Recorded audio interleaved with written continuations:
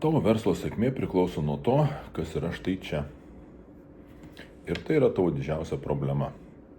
Dauguma projektų laikosi ant vadovo, asmeninės atminties ir energijos.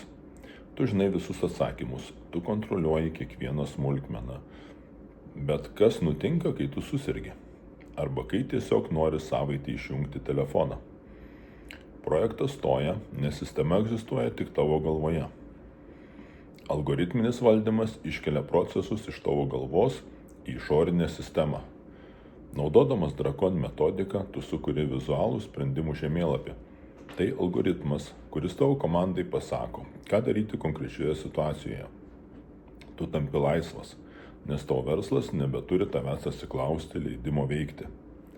Nustok būti savo verslo butelio kakleliu, algoritmai gali perimti tavo operacinę naštą.